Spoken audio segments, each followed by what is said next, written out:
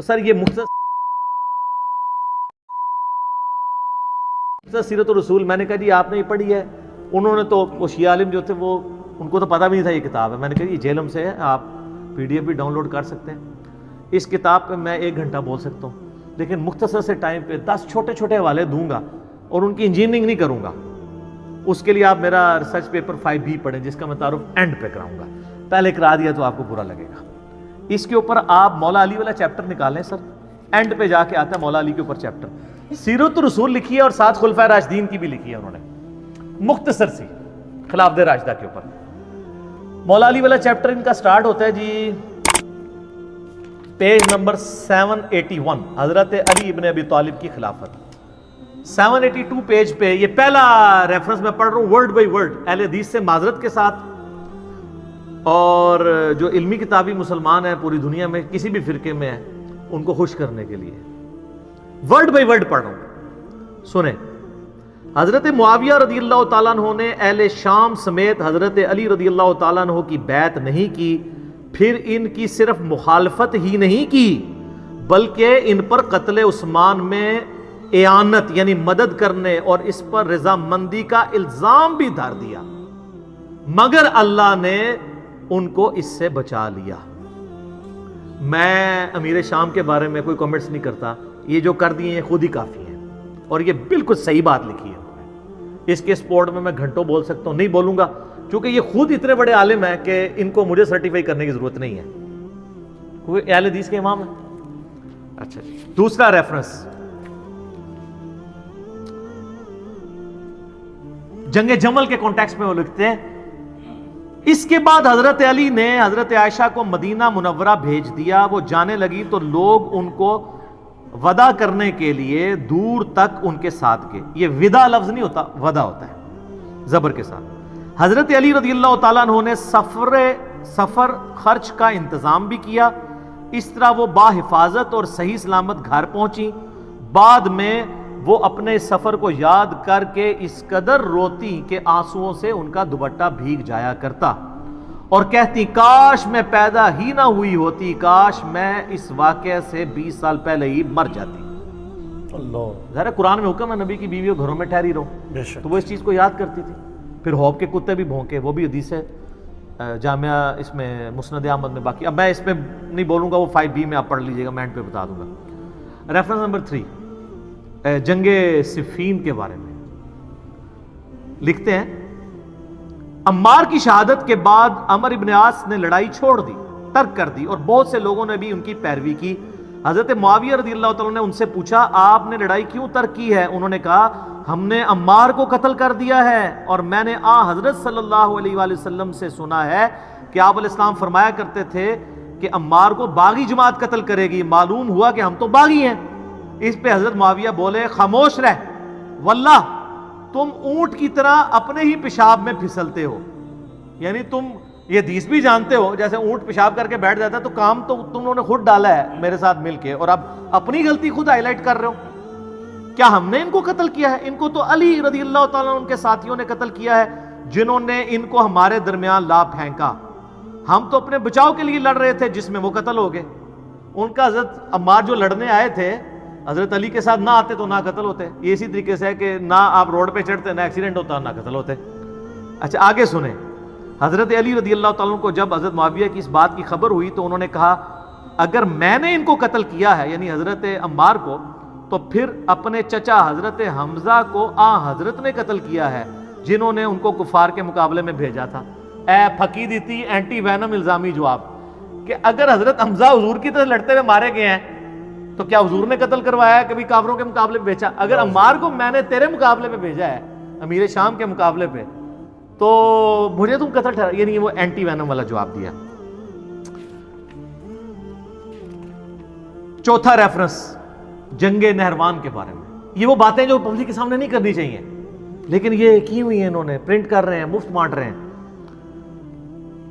جنگ نہروان خوارج کے خلاف وہ کہتے ہیں کہ کافی انہوں نے ڈسکشن کی ہے. اس میں لکھتے ہیں ابو سعید خدری کہتے ہیں کہ میں نے رسول اللہ صلی اللہ علیہ وسلم سے سنا تھا خوارج کے بارے میں، وہ جو بخاری مسلم کی حدیث ہے کہ وہ دین سے ایسے نکل جائیں گے جیسے شکار سے تیر اپنے شکار سے نکل جاتا ہے، اینڈ پہ کہتے ہیں میں گواہی دیتا ہوں، یہ بھی بخاری مسلم دونوں میں، کہ علی نے ان کو قتل کیا تھا اور میں بھی ان کے ساتھ شامل تھا۔ انہوں نے اس آدمی کو لانے کا حکم دیا جس آدمی کے بارے میں بخاری مسلم میں آتا ہے کہ ان کا سرغنہ وہ ہوگا کہ جس کا ایک بازو کٹا ہوگا اور اس کی جگہ گوشت کا ایک لوتھڑا لٹک رہا ہوگا، تو اس کی لاش 3 دفعہ ڈھونڈی گئی، بخاری مسلم میں آتا ہے نہیں ملی، پھر حضرت علی خود گئے اور لاشوں میں سے نیچے سے نکالی، تو وہاں پھر صحابہ نے نعرہ لگایا کہ حضرت علی حق پہ ہیں، کیونکہ نبی علیہ السلام نے پہلے ہی فرمایا تھا کہ یہ ان کے سرغنہ کی نشانی ہوگی۔ پھر وہ کہتے ہیں کہ صحیح مسلم میں حضرت ابوبکر رضی اللہ تعالیٰ عنہ سے مروی ہے کہ اگر وہ فوج جو خوارج سے لڑے گی اس کے ثواب کو جان لے جو حضرت کی زبانی ان کے لیے مقرر کیا گیا ہے، تو وہ مزید عمل کرنے کی ضرورت ہی محسوس نہ کریں اور اسی پر بھروسہ کر لیں۔ یعنی خوارج کے خلاف لڑنا اتنی بڑی نیکی ہے کہ اس کے بعد خارجیوں کے خلاف لڑنے والوں کو اور کوئی نیکی کا کام کرنے کی ضرورت نہیں، جیسے بخاری مسلم میں آتا ہے کہ اہل بدر کی ہر غلطی معاف ہے، اس طرح خوارج کے خلاف جو حضرت علی کے ساتھی تھے ان کے بارے میں مسلم شریف انہوں نے ویسے لکھا ہے حضرت ابوبکر سے مروی ہے، وہ حضرت علی سے ہی مروی ہے، اور اس کے سٹارٹ میں حضرت علی وہ بھی کہتے ہیں کہ مجھے آسمان سے زمین پہ گرا دیا جائے میں یہ برداشت کر لوں گا، لیکن یہ برداشت نہیں کروں گا کہ میں کوئی ایسی بات کروں جو میں نے خود رسول اللہ سے نہ سنی اور میں تمہیں بیان کروں۔ یعنی حدیث معاملے میں اتنی احتیاط صلی اللہ علیہ وآلہ وسلم۔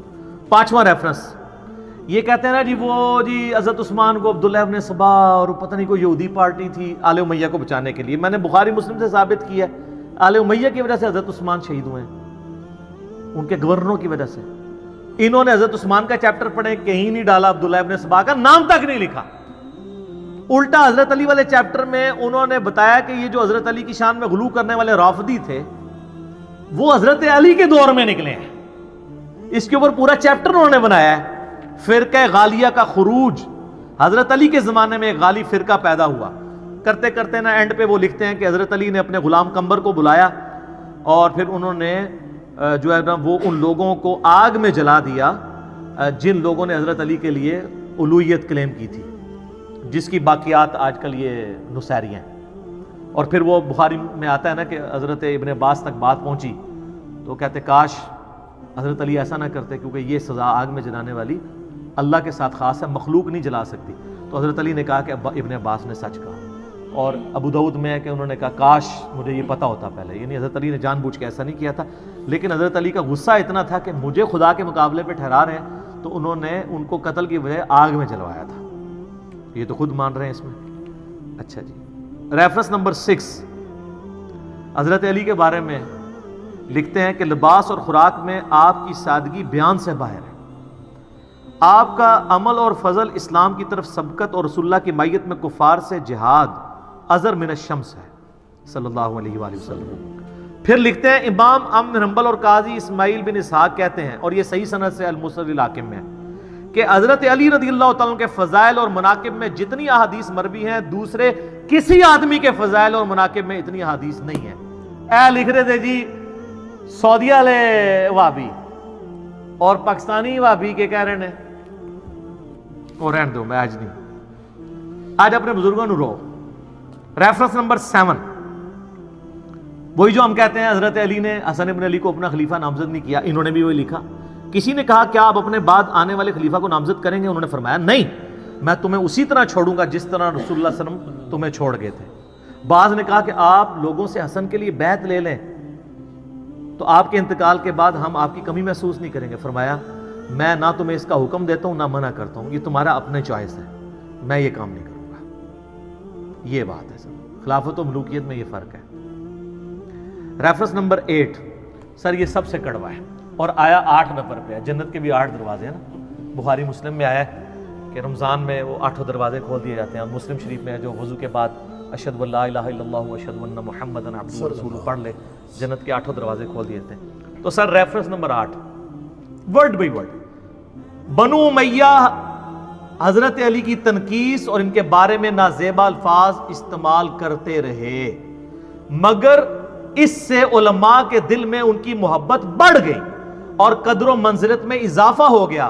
عمر بن عبداللہ بن زبیر کہتے ہیں کہ بنو امیہ 60 سال تک ان کو گالیاں دیتے رہے۔ یہ سب کا لفظ نہیں ہے، عربی کھولیں، شتم کا لفظ ہے۔ سب کا ترجمہ تنقید بھی ہو جاتا ہے نا، اس لفظ کا نہیں ہوتا، سب و شتم جو ہم بولتے ہیں۔ اور یہ نہ سمجھے کہ یہ انہوں نے کہانی لکھی، سر صحیح مسلم 6229 حدیث لعن اللہ ابا التراب کہتے تھے، ابو تراب علی بن ابی طالب پر لعنت، یہ لفظ بولتے تھے نعوذ باللہ آل امیہ. تو یہ آپ کے بزرگ ٹھیک لکھ رہے ہیں. 60 سال تک ان کو گالیاں دیتے رہے مگر ان کا کچھ نہ بگاڑ سکے، بلکہ ان کی شان پہلے سے بھی بلند ہو گئی. آگے الفاظ بڑے سخت ہیں. دین نے ایک عمارت کھڑی کی جس کو دنیا نے گرا دیا. وہ کہتے ہیں مولا علی کو اللہ نے کھڑا کیا دین کی عمارت کے طور پہ. یہ دنیا کے جو پرستار تھے نا آل امیہ، انہوں نے اس کو گرانے کی کوشش کی، لیکن دنیا کچھ نہ بنا سکی مگر جو کچھ بنایا اس کو بھی منہدم کر دیا. وہ کہتے ہیں آل امیہ کے پلے کوئی شے ہے بھی تھی نا، وہ بھی انہوں نے گوا دی. حضرت علی کو یہ کی تنقیص نہیں کر سکے. ہر طرف علی علی ہو رہی ہے. وہ سر ناسبیوں کی مسجد میں بھی 4 خلفاء کے نام لکھے ہوتے ہیں، پیچھے کیا رہ گیا؟ علی کو کون نیچا کر سکتا ہے؟ ناسبیت کو ہوا دینے والے لوگ بھی حق 4 یار کہتے ہیں، حق 5 یار نہیں کہتے. اس سے بڑی کیا جیت ہوگی سیدنا علی کی. سیکنڈ لاسٹ ریفرنس نمبر 9، وہی حدیث لکھی ہے ابو داؤد ترمذی کی کہ میرے بعد خلافت 30 سال تک رہے گی. اس کے کانٹیکسٹ میں لکھتے ہیں اور حضرت علی کی خلافت 4 سال اور 8 مہینے ہے. اس کو حدیث میں 30 سال اس لیے کہا گیا کہ اصل مدت اس کے قریب قریب ہے، یا حضرت حسن رضی اللہ تعالیٰ عنہ کی مدت خلافت کو اس میں شمار کیا گیا ہے کیونکہ وہ اس کو مکمل کرتی ہے. وہ کہتے ہیں حضرت حسن کے جو 6 مہینے ہیں وہ ملا کے یہ 30 سال پورے ہوتے ہیں. اور یہ تو ابن تیمیہ نے منہاج السنہ میں لکھا ہے کہ ربیع الاول میں نبی علیہ السلام کی وفات ہوئی 11 ہجری میں، اور ربیع الاول 41 ہجری میں صلح حسن ہوئے. حضرت حسن کی صلح پہ 30 سال پورے ہوتے ہیں. تو خلیفہ راشد 5 ہیں، ابو بکر، عمر، عثمان، علی، حسن ابن علی. اور یہ محمد بن عبد الوہاب صاحب کے بیٹے بھی یہ بات مان رہے ہیں اور لکھ رہے ہیں. آخری ریفرنس ہے خلافت حسن کے اوپر انہوں نے چیپٹر باندھا ہے. اس کے بعد صلح حسن کے اوپر انہوں نے اس کے اوپر کنکلوڈ کیا ہے اور حضرت حسن کا خطبہ نقل کیا ہے جو انہوں نے معاویہ سے صلح کے بعد دیا تھا. اس خدا کا شکر ہے جس نے ہمارے ذریعے تمہارے پہلوں کو ہدایت بخشی. یعنی انہوں نے کہا کہ تمہارے باؤ اجداد کو اللہ نے ہم بنو ہاشم کے ذریعے ہدایت دی اور ہمارے ذریعے تمہارے پچھلوں کا خون بند کیا. آج بھی ہم نے ہی قربانی کی ہے اور اپنی مسند چھوڑی ہے، قتل و غارت سے بچایا ہے تمہیں. وہ دوزخ کی آگ سے بچایا تھا اور یہ دنیا کی آگ سے بچا لیا. سب سے بڑی دانائی پرہیزگاری ہے اور سب سے بڑا ایڈز بدکاری ہے. پھر میرے اور معاویہ کے درمیان جو اختلاف پڑ گیا تھا قطع نظر اس سے کہ وہ حق پر تھے یا میں حق پر، میں امت محمدیہ صلی اللہ علیہ وسلم کی مصلحت اور ان کے خون بند کرنے کے لیے اپنے اس حق سے دستبردار ہو گیا ہوں. اور بخاری میں بھی یہ حدیث ہے میرا یہ بیٹا سید ہے، اس کی وجہ سے صلح ہوگی. اس میں امپلائڈ ہے کہ سامنے والا ہٹ درمی پہ ہوگا. اس کی وجہ سے صلح ہوگی، اس کی وجہ سے نہیں. یہاں کہتے ہیں جی ان کی وجہ سے صلح ہوئی ہے، نبی صلی اللہ علیہ وسلم فرما رہے ہیں اس کی وجہ سے ہوگی، یہ اپنی پوسٹ چھوڑے گا. پھر معاویہ رضی اللہ تعالیٰ کی طرف منہ کر کے فرمایا میں نہیں جانتا کہ یہ تمہارے لیے فتنہ ہے یہ حکومت یا کچھ مدت کے لیے اس میں تمہارے لیے فائدہ ہے، یعنی دنیا میں کچھ فائدہ اٹھا لو. مجھے نہیں پتا اللہ نے تمہیں آزمائش میں ڈالا ہے. تو یہ دونوں باتیں ہوئی، آزمائش میں بھی ڈلے اور فتنے کا بھی شکار ہوئے. اور یہ حقائق اگر آپ کو جاننے ہو تو دنیا میں ایک پمفلٹ ہے جس کا عنوان ہے 5B ریسرچ پیپر. سر یہ واقعہ کربلا کا کہانی پس منظر نہیں، حقیقی پس منظر 72 صحیح الاسناد احادیث کی روشنی میں، جس میں 200 سے زیادہ حدیث ہیں. 72 کا ٹائٹل میں نے شہدائے کربلا کی نسبت سے لیا.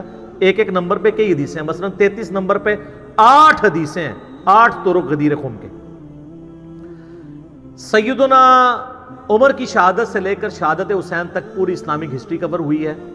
حقیقی خلفائے راشدین کون ہیں، جنگ جمل، صفین، نہروان، شہادت عثمان کے اصلی اسباب، صلح حسن، حضرت معاویہ کا دور ملوکیت، یزید کی ولی عہدی اور شہادت حسین ابن علی رضی اللہ عنہم اجمعین وعلیہم السلام اجمعین. یہ الحمدللہ عربی میں بھی ہے، اردو میں بھی ہے، ہندی میں بھی ہے، انگلش میں بھی ہے. ہماری ویب سائٹ ahlsunnatpak.com پہ آپ ریسرچ پیپرز والے پورشن سے مفت ڈاؤن لوڈ اس کا PDF کریں، گروپ میں رابطہ کر کے واٹس ایپ کے ذریعے PDF منگوا لیں.